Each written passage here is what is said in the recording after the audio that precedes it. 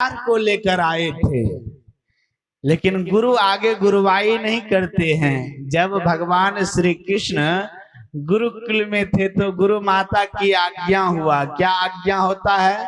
भोजन पकाने के लिए जलावन नहीं है, जलावन लाना है। गैस सिलेंडर की व्यवस्था नहीं थी उस समय, जलावन पर की भोजन अत्यंत स्वादिष्ट भी होती है।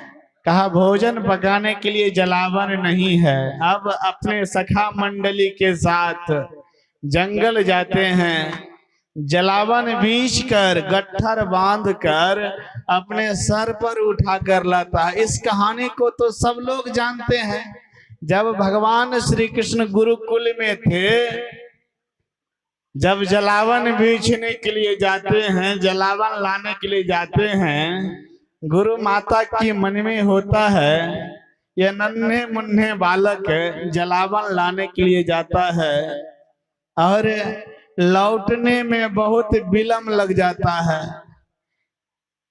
रास्ते में भूख लग जाता होगा, इसीलिए तंदू थोड़ा सा भूजा दे दिया, चना ना। और वह सुदामा के मन में लोभ हो जाता है, वह भूजा अकेले खाने के लिए वह सोचता है। अकेले जब खाने के लिए सोचता है तो भगवान श्री कृष्ण भी अंतर्जामी त्रिकालदर्शी, इनकी माया कहिए, मौज कहिए, लीला कहिए, जो भी कहिए। अब होता क्या है, जोरों से आंधी आती है, आंधी के साथ साथ बारिश होने लगता है, के नंबे तक और अपने शरीर से ढक लेता है। भगवान श्री कृष्ण को बूंद के चोट से आघात नहीं पहुंचे और इधर अकेले वह भोजा खाने लगता है तो भीतर से भगवान श्री कृष्ण कहते हैं, मित्र कटकट की आवाज कैसी हो रही है? कहा दांत में दांत टकराने के कारण, बारिश के कारण, ठंड के मारे और दांत में टकराने के कारण कटकट की आवाज है।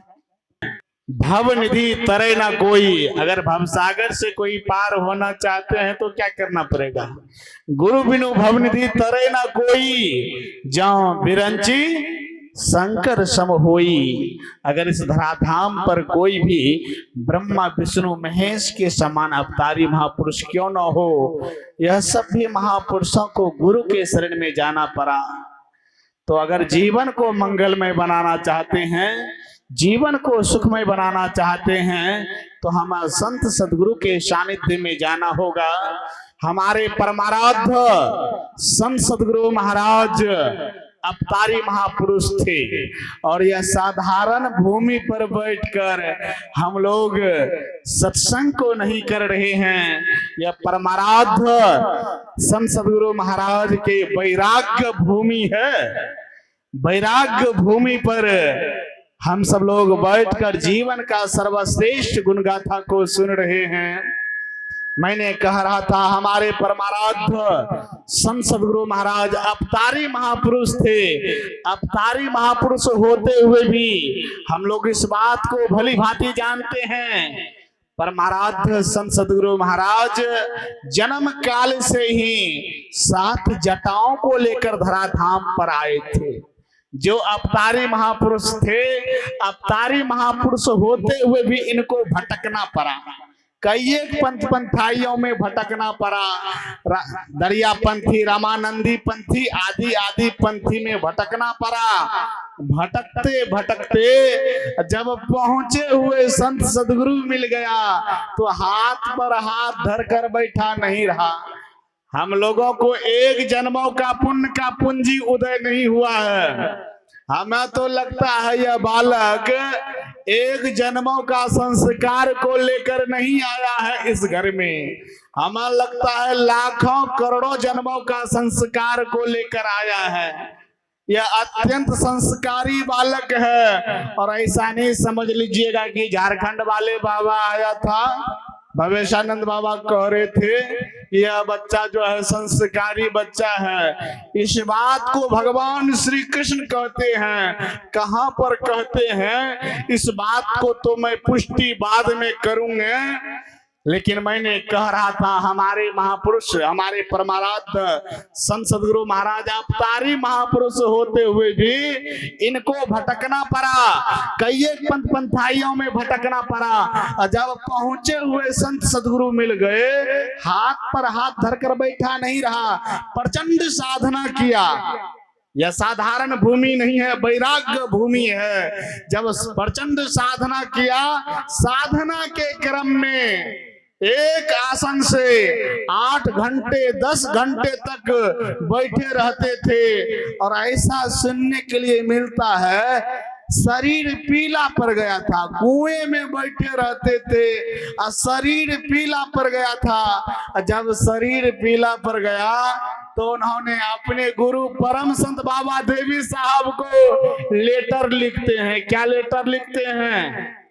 आपके बताए युक्ति पर हमें संदेह हो रहा है। देखिए, इतिहास के पन्ने में ऐसे गुरु भक्त नहीं मिलेंगे। इतिहास में तो बहुत गुरु भक्त का चर्चा है, बहुत गुरु भक्त का वर्णन है, लेकिन हमारे परमाराध्य ऐसे संत सद्गुरु महाराज इतिहास के पन्ने में नहीं मिलेंगे जो अपने गुरु को भी चुनौती दे, अपने गुरु को भी लेटर लिख करके आपके बताए युक्ति पर हमें संदेह हो रहा है। क्या संदेह हो रहा है? दीक्षा के क्रम में हम लोगों को भी बताया गया है, अगर ध्यान करोगे तो अंदर में अनुभूति होगा, ध्यान करोगे तो अंदर में पीली नीली लाल स्याही सन्मुख सामने आएगा। लेकिन घंटों घंटों ध्यान में तो बैठते हैं, लेकिन वह अनुभूति से अपने आप को बहुत दूर पाते हैं, अपने आप को उसी अंधकार मंडल में पा रहे हैं। तो क्या कभी ऐसा एक भी दिन चर्चा किए अपने सदगुरु के सामने जाकर, अपने दीक्षा गुरु के सामने जाकर, बाबा आप तो कहने की कृपा किए थे ध्यान करोगे तो अंदर में अनुभूति होगा, यह बात किसी से नहीं कहना? ऐसा बताया गया है कि नहीं? पत्नी को बताया गया है कि पति तक को नहीं कहना, और पति को बताया गया है पत्नी को भी नहीं कहना। बताया गया है कि नहीं? लेकिन वह अनुभूति से अपने आप को बहुत दूर पा रहे हैं। तो कभी इस विषय पर चर्चा किए? अंदर में कुछ अनुभूति नहीं दिख रहा है, कभी भी चर्चा किए? कभी चर्चा नहीं किए। लेकिन परम संत हम लोग क्यों नहीं चर्चा करते हैं? जानते हैं जिस तरह से हमें साधना करना चाहिए, जिस तरह से हमें नियमों का पालन करना चाहिए, सदाचार का पालन करते हुए, पंच पाप से बचते हुए हमें प्रचंड साधना करना चाहिए, अगर उस तरह से नहीं कर रहे हैं तब तो अपने आप को अनुभूति से दूर पाएंगे। अगर उस तरह से साधना करेंगे, नियमों का पालन करते हुए प्रचंड साधना करेंगे, तो कहते हैं खोजी हुई है तो अधिक देर लगने वाला नहीं है। अगर खोजी बनेंगे तो कहते हैं खोजी हुई है तो मिली है, तुरंत मिली है। कितने देर के तलाश में? तुरंत मिलेगा। कितने देर के तलाश में? पल भर के तलाश में। खोजी बनना पड़ेगा। अब हमारे परमाराध्य संत सद्गुरु महाराज खोजी थे, तो फिर भी अंदर में कुछ दिखता नहीं था। जब अंदर में दिखता नहीं था तो अपने गुरु परम संत बाबा देवी साहब को लेटर लिखते हैं, आपके बताए युक्ति पर हमें संदेह हो रहा है। उधर से परम संत बाबा देवी साहब लेटर लिखते हैं, अपने शिष्य का लेटर पढ़कर पुनः लेटर भेजते हैं। बाबा देवी साहब, अभी तो हाय हेलो का जमाना है, तुरंत नंबर मिलाया, हाय हेलो से बात भी कर लेते हैं। अभी तो यातायात की बहुत सुविधा है, चले भी जाते हैं। महात्मा जी से, बाबा से, संत से जाकर मुलाकात भी कर लेते हैं। उस समय ना तो यातायात की उतनी सुविधा थी, ना मोबाइल की जमाना था, लेटर के द्वारा बातचीत होती थी। तो उधर से परम संत बाबा देवी साहब लेटर लिखते हैं अपने शिष्य को, लाला। अब बाबा देवी साहब लेटर में क्या लिखते हैं? लाला, मैंने जो तुम्हें साधना पद्धति बताया वह अत्यंत दुष्ट साधना पद्धति है। जिस तरह से वैज्ञानिक लोग 2 गुना हाइड्रोजन 1 गुना ऑक्सीजन मिलाकर जल बनाकर देख लिया है, तब दावे के साथ कहता है 2 गुना हाइड्रोजन 1 गुना ऑक्सीजन मिलाने से जल बन जाता है, उसी तरह से मैंने बिंदु और नाद का उपासना करके वह परमात्मा को प्रत्यक्ष करके देख लिया हूं। साधना में ढिलाई नहीं आने देना, साधना करते चल, साधना के क्रम में अवश्य अनुभूति होगा। अपने सदगुरु का लेटर को पढ़कर, अपने सदगुरु की चिट्ठी को पढ़कर पुनः साधना में लग जाते हैं। साधना में ढिलाई नहीं आने देना। जब पुनः साधना में लग जाते हैं तो एक दिन परमाराध्य संत सद्गुरु महाराज साधना के क्रम में एक चमचमाती हुई बिंदु का दर्शन किया। पुनः लेटर लिखते हैं परम संत बाबा देवी साहब को, आज मैंने साधना के क्रम में एक चमचमाती हुई बिंदु का दर्शन किया। उस बिंदु का वर्णन मैं कैसे करूं? वह बिंदु अत्यंत आकर्षणमय बिंदु था, वह बिंदु अत्यंत प्रकाश पुंज बिंदु था। उस बिंदु का वर्णन मैं कैसे करूं? आज मैं साधना के क्रम में एक चमचमाती हुई बिंदु का दर्शन किया। पुनः उधर से परम संत बाबा देवी साहब लेटर लिखते हैं, अब तुम्हें लाला, अब तुम्हें, जब भी बाबा देवी साहब गुरु महाराज को पुकारते थे, लाला कहकर पुकारते थे, मैं उस ओर नहीं जाना चाहता हूं। लाला कहकर क्यों पुकारते थे? क्योंकि गुरु शिष्य का संबंध है।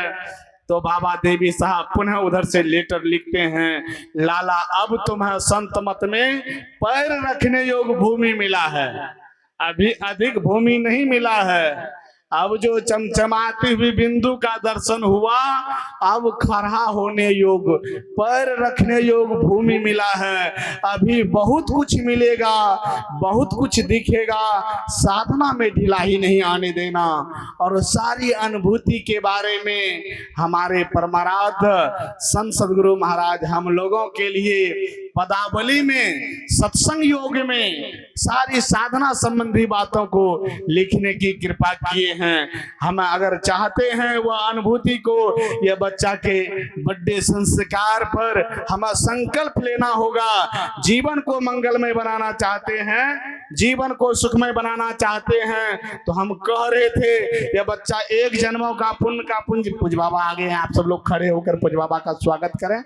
श्री सद्गुरु महाराज की जय। यह बच्चा के अनप्रासर संस्कार पर हमें कुछ संकल्प लेना है। और यह बच्चा 1 जन्मों का पुण्य का पूंजी लेकर नहीं आया है, अनेक जन्मों का पुण्य का पूंजी लेकर आया है। और इस बात को ऐसा नहीं समझ लीजिए कि हम कह रहे हैं, इस बात को भगवान श्री कृष्ण कह रहे हैं। भगवान श्री कृष्ण कहाँ पर कह रहे हैं? यह बालक अनेक जन्मों की संस्कार को लेकर आया है। अर्जुन ने अपने गांडीव को 2 समय रखा। आप लोग कहिएगा बाबा, हम लोग तो वैसे तो गांडीव कितने बार रखा कहना कठिन है, कहना मुश्किल है, लेकिन हम लोग जानते हैं एक समय गांडीव अर्जुन ने रखा था। और वह एक समय कब रखा था? जब कुरुक्षेत्र के मैदान में, रणभूमि में, संग्राम में, महाभारत के युद्ध के समय दोनों दल की सैनिक युद्ध के लिए आमने सामने खड़े थे। और उसी समय होता क्या है, दोनों तरफ से शंखनाद बजाई जाती है। जब शंख की ध्वनि गूंज उठती है तो भगवान श्री कृष्ण से अर्जुन ने कहा, केशव, भगवान मेरे रथ को दोनों सेनाओं के बीच में लेकर चलिए।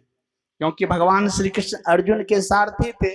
कहा, भगवान मेरे रथ को दोनों सेनाओं के बीच में लेकर चलिए। भगवान ने अर्जुन से कहा, हे कांति नंदन, हे महाबाहु अर्जुन, तूने अभी कुछ सुना या नहीं सुना? तुम्हारा चित्त कहीं भटक गया है क्या? अरे शंखनाद हो चुकी है, शंख की ध्वनि गूंज उठी है। अब तू युद्ध के लिए तैनात हो जा, अब घूमने फिरने का समय नहीं है। कहा भगवान मैंने बहुत भली भांति अच्छी तरह से सुना, शंखनाद हो चुकी है, इसीलिए तो भगवान मैं कह रहा हूं कि मेरे रथ को दोनों सेनाओं के बीच में लेकर चलिए। जब तक भगवान, जब तक शंखनाद नहीं हुई थी मेरे अंदर में एक संदेह था, हमें लगता था यह युद्ध होगा नहीं तो यह युद्ध टल भी सकता है, क्योंकि इस संग्राम, इस रणभूमि में साधारण योद्धा नहीं है, वह वीर है, पराक्रमी है, यह युद्ध नहीं होने देगा, इतने इतने नरसंहार नहीं होने देगा। लेकिन अब तो हमें लगता है भगवान यह युद्ध होकर ही रहेगा। युद्ध करने से पहले मैं उन वीरों को देखना चाहता हूं कि किन किन वीरों से हमें युद्ध करना है। भगवान श्री कृष्ण तो सारथी थे, रथ को दोनों सेनाओं के बीच में लेकर गया। अर्जुन ने दोनों तरफ देखा और देखता क्या है, अपना सगे संबंधी, भाई भतीजा, मामा, फूफा, चाचा, काका, सब रिश्तेदार ही गांडीव को रख दिया। हमारा राजपाट नहीं चाहिए, मैं भीख मांग कर खा लूंगा, हम अपनों को मारकर वीर नहीं कहलाना है। इस बात को तो सब लोग जानते हैं, लेकिन अर्जुन ने गांडीव को दो समय रखा था, तो एक समय और कब रखा था? अर्जुन ऐसे योद्धा थे, अर्जुन ऐसे पराक्रमी योद्धा थे, अर्जुन ऐसे वीर योद्धा थे, अर्जुन के शब्द में ऐसा कोई शब्द नहीं था यह काम नहीं होगा, यह काम असंभव है। अर्जुन का शब्द ऐसा कोई शब्द ही नहीं था कि यह काम असंभव है, यह काम नहीं होने वाला है। जब भगवान ने बार बार अर्जुन से कहते थे, हे कांति नंदन अपने मन को बस में करो। प्रथम पाली के सत्संग में मन को बस में करने की बात, अर्जुन का संवाद थोड़ा सा चंद ही शब्दों में पूज्य स्वामी सरेंद्र बाबा ने भी रखा था। जब भगवान ने अर्जुन से कहा मन को बस में करो, जब भगवान ने अर्जुन से कहा तू मेरे शरण में आ जाओ, तो अर्जुन ने क्या भगवान के शरण में अर्जुन नहीं थे क्या?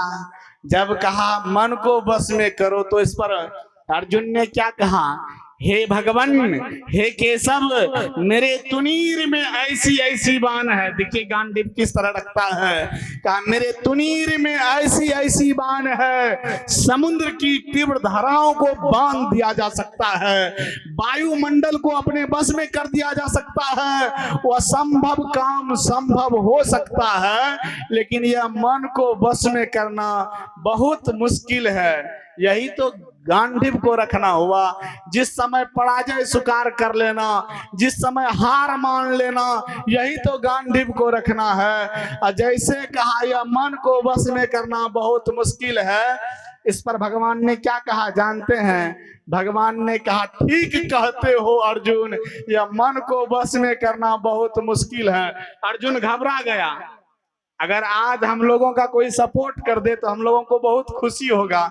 मैंने जैसा कहा उन्होंने भी वैसा ही कहा, हमें बहुत खुशी होगी। अर्जुन को खुशी नहीं हुआ, तब क्या हुआ? अर्जुन घबरा गया। जैसे भगवान ने कहा अर्जुन तुम ठीक कहते हो, यह मन को बस में करना बहुत मुश्किल है, अर्जुन इस बात को सुनकर अर्जुन घबरा गए। अर्जुन मन में सोचने लगा मैं तो एक साधारण नर ठहरा, मेरे मन में जो आया मैंने कह दिया, लेकिन मेरा सपोर्टर कौन बन रहा है? स्वयं नारायण। अर्जुन जैसे घबराया तो भगवान ने देखा अभी लोहा गर्म है, गर्म लोहा के ऊपर मारिए चोट, उसको लिबाना चाहिएगा वो लिप जाएगा, उसको पसारना चाहिएगा वो पसर जाएगा, उसको जैसा बनाना चाहिएगा वैसा बन जाएगा। वही लोहा ठंडा पड़ जाएगा तो लिबाने के जगह पर क्या होगा? टूट जाएगा। भगवान ने देखा अभी अर्जुन घबराया हुआ है, अर्थात अभी लोहा गर्म है, लगे हाथ भगवान ने चोट मारा। पहले तो भगवान ने उसका सपोर्ट किया, सपोर्टर बन गया। अब क्या चोट मारा? कहा हे कांति नंदन, हे महाबाहु अर्जुन, अभ्यास वैराग के द्वारा कुछ भी बस में हो सकता है। अर्जुन चुप्पी साधी बैठा नहीं रहा। जैसे कहा अभ्यास वैराग के द्वारा कुछ भी बस में हो सकता है। लगे हाथ अर्जुन ने भगवान से कहा, ठीक है भगवान, मैंने आपका कहना मान लिया। अभ्यास वैराग के पीछे मैं लग गया, अभ्यास वैराग के पीछे मैं पड़ गया और भक्ति भजन पूरा नहीं हो पाया, बीच में ही यह शरीर छूट गया। ये जीव का क्या हाल होगा? ऐसा तो नहीं होगा ना घर का, और आगे क्या कहते हैं, ना घाट का। ऐसा तो नहीं होगा ना घर का ना घाट का। ये जीव का क्या हाल होगा? ऐसा तो नहीं होगा आकाश में बादल दिखता है, उस बादल में पानी ही नहीं है, थोड़ा सा हवा बहता है, वह बादल छिन्न भिन्न हो जाता है। ये जीव का क्या हाल होगा? तो भगवान श्री कृष्ण कहते हैं, जिन्होंने भक्ति का आरंभ कर दिया है, जिन्होंने भक्ति का शुरुआत कर दिया है, जीव को महाभय में जाने से उसको मुक्ति मिल जाती है। महाभय क्या है? नीच 84 लाख की योनि। वह जिन्होंने भक्ति का आरंभ कर दिया वह 84 लाख योनि में नहीं जाता है। उसको सबसे पहले जैसे उसका यह शरीर छूटता है, पहले विशाल स्वर्ग का सुख मिलता है। स्वर्ग का सुख छीन होते ही, समाप्त होते ही इस मृतलोक में योगियों का घर या उत्तम श्रीमान का घर उसका जन्म होता है। योगी का घर तो इस समय दुर्लभ है, उत्तम श्रीमान का घर। उत्तम श्रीमान का घर कौन सा घर के बारे में कहा गया है जानते हैं? यह जो है पप्पू बाबू का घर, जो समझ लीजिए, जहां पर जो सत्संग से, धर्म से जुड़ा हुआ हो, जो उत्तम श्रीमान का घर, जो सत्संगी परिवार हो, सज्जन परिवार हो, वैसे परिवार के बारे में कहा उत्तम श्रीमान का परिवार, जो बचपन से ही पुनः पूर्व जन्म के संस्कार के कारण भक्ति में वह लग जाता है। तो यह बालक एक जन्मों का पुण्य का संस्कार, पुण्य का पूंजी लेकर नहीं आया है, अनेक जन्मों का पुण्य का पूंजी को लेकर आया है। जो अनपराशर संस्कार, छठी संस्कार में भी ऐसे महापुरुषों को, पूज्यपाद महर्षि दिनेशानंद परमहंस जी महाराज ऐसे महापुरुषों को बुलाकर छठी संस्कार मनाए, अनपराशर संस्कार दिए। कोई भी उत्सव हो, संतों का मेला, भक्तों का भीड़ लगा देते हैं। भक्ति का कभी विनाश नहीं होता। कब ऐसा संत कबीर साहब कहने की कृपा किए नहीं, भक्ति बीज बिन सही नहीं, जो जुग जाए अनंत, चाहे कितने भी जुग चला जाए। यह बच्चा जो है अनेक जन्मों का संस्कार को लेकर आया है। मैं आगे नहीं बढ़ना चाहता हूं। मैं गुरु महाराज से प्रार्थना करता हूं इस बालक के लिए, हे सदगुरु, आप ऐसे छत्र छाया इस बालक के ऊपर बरसावे कि अपने माता पिता, परिवार, समाज का नाम रोशन करे। मैं आगे नहीं बढ़ना चाहता। बोलिए प्रेम से श्री सदगुरु महाराज की।